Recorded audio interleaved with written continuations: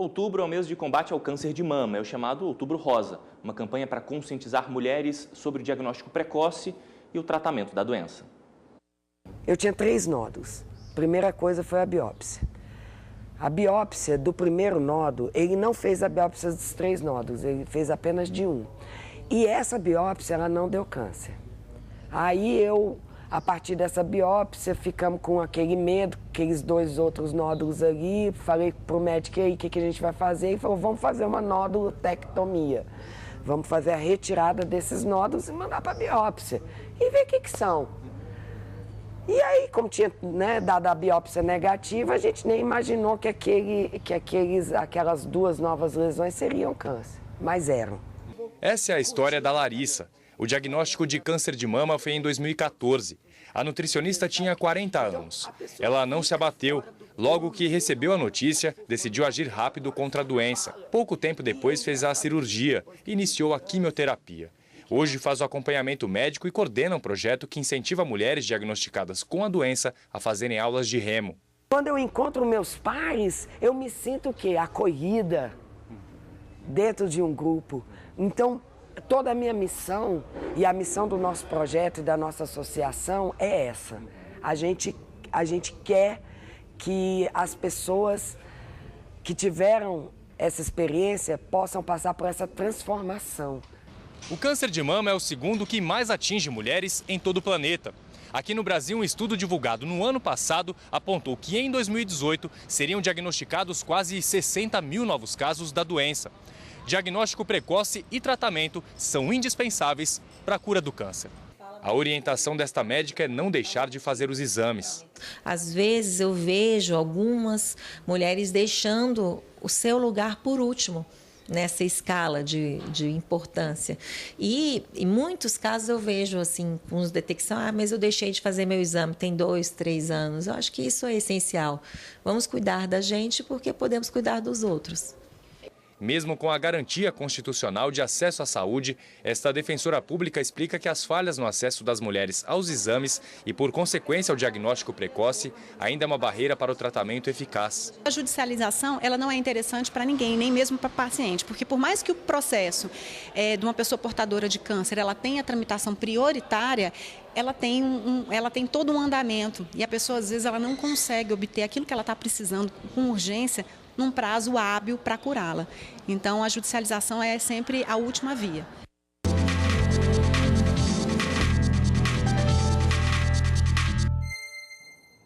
E para conversar sobre o assunto, está com a gente aqui no estúdio a advogada especialista em saúde, Thaís Maia. Thaís, boa tarde, obrigada pela participação conosco. Boa tarde, eu que agradeço. Eu queria que você explicasse quais as obrigações do Estado e das operadoras dos planos de saúde em relação ao paciente com câncer. Então, é interessante pontuar, começar esse assunto pela questão da obrigação do Estado, porque, de fato, o nosso Estado, lá na Constituição de 1988, garantiu a saúde como um direito constitucionalizado. Então, o primeiro direito, a primeira obrigação que se tem é o direito, sim, ao tratamento. E tem muitas pessoas que conseguem fazer todo o tratamento pelo Sistema Único de Saúde, Então, além disso, a gente tem diversas outras obrigações, algumas mais recentes, de 2012, 2013, como o início do tratamento em até 60 dias do diagnóstico, Então, o primeiro dia de tratamento tem que acontecer em até 60 dias, a gente sabe que às vezes é uma dificuldade. No caso do câncer de mama, agora que a gente está no Outubro Rosa, a questão da reconstrução mamária, porque pode ser muito traumático, A gente que é mulher imagina, Você fazer uma cirurgia, fazer retirada, então hoje você já tem uma obrigação de, quando tem indicação, fazer no mesmo ato a reconstrução mamária. Isso vale, então, tanto para os planos de saúde como para o SUS? Ambos são obrigados a fazer a reconstrução? Sim, no caso, as operadoras do plano de saúde, elas atuam no segmento da saúde complementar e, ainda que essas leis elas abordem diretamente o SUS, elas também são passíveis de serem utilizadas e opostas em relação aos planos de saúde que se neguem a cumpri-las.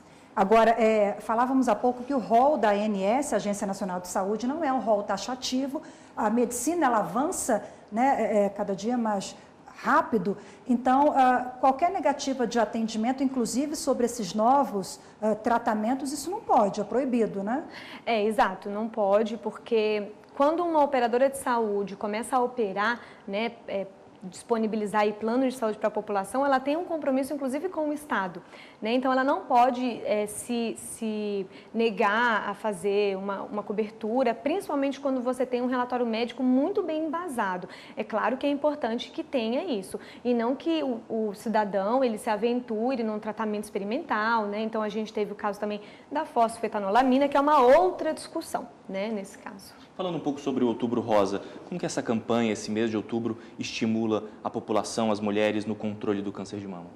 Então, a gente sabe que, como foi falado na reportagem,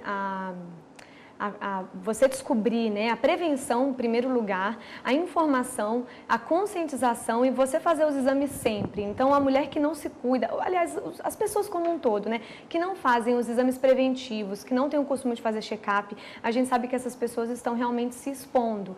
Então, a gente sempre, eu acho interessante uma campanha como o Outubro Rosa justamente pela questão da conscientização, porque, querendo ou não, a gente tem aquele pensamento, nunca vai acontecer comigo. Agora, não conseguiu o atendimento, as ações na justiça, a gente sabe que elas são comuns, o que fazer, quem procurar?